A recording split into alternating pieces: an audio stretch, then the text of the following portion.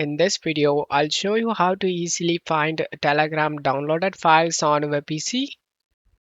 Open up Telegram and select the three line on the top and select settings and select advanced. Select download path.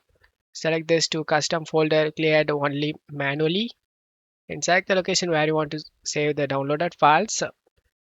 It's gonna select this downloads. After selecting the location, select folder option. Whatever you download from Telegram will be saved in downloads. Select the save option. And for example, I'm just gonna download this.